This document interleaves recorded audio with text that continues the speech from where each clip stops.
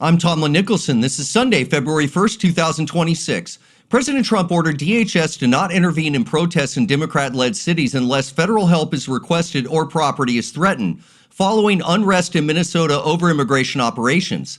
This comes as thousands demonstrated against federal agents after fatal shootings during enforcement actions. A partial government shutdown began over the weekend as Congress failed to fully fund the Department of Homeland Security amid disputes over immigration enforcement reforms following recent agent-involved incidents. The Senate passed a package extending most funding while providing a 2-week DHS stopgap, but the House action remains pending as negotiations continue.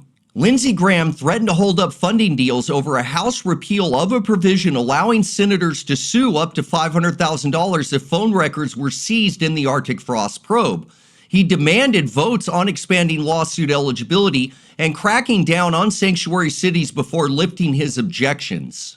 President Trump is ramping up warnings on Iran, threatening strikes far worse than last summer's Operation Midnight Hammer if they don't abandon nuclear ambitions and stop killing protesters. With U.S. warships now in position, Trump posted that time is running out for a deal, no nukes allowed, as Secretary Rubio defends the buildup to protect American troops in the region. FBI Director Kash Patel revealed a bizarre self-awarded trophy from officials tied to the Arctic frost investigation, highlighted what he called celebratory misconduct in prior Trump-related probes. Purges of senior agents linked to those cases continue under the new leadership. House Republicans advance election integrity measures like the SAVE Act, emphasizing voter ID and citizenship proof requirements for federal ballots ahead of the midterms. Supporters argue it mirrors successful state models while opponents warn of access barriers. Former Special Counsel Jack Smith testified before the House Judiciary Committee in late January, defending his probes into President Trump's 2020 election actions and classified documents as evidence-based without political motivation. He expressed expectations of potential charges against him from the current administration while Republicans pressed on alleged overreach. Conservative commentator Benny Johnson has highlighted the alleged widespread fraud in California programs, including claims of billions lost in COVID relief, homelessness initiatives, and SNAP benefits after gathering public tips. State officials and Governor Newsom have countered by updating a tracker on presidential pardons of fraud-related convictions, dismissing the accusations as baseless. Trump announced a breakthrough call with Putin, claiming the Russian leader agreed to a 1-week bombing pause in Ukraine amid harsh winter conditions, though no peace deal yet.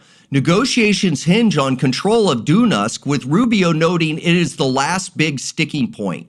New census data reveals U.S. population growth hit a historic low of 0.5% last year, down sharply amid Trump's deportation push and border crackdown, marking the slowest rate outside pandemic times. Trump sealed a TikTok deal after tough talks led by Vice President Vance, keeping the app up and running under U.S. control but drawing fire from hawks who say it leaves China too much influence. President Trump endorsed a bipartisan funding compromise to avert a longer shutdown, praising it as a step towards border security while hinting at future battles over spending.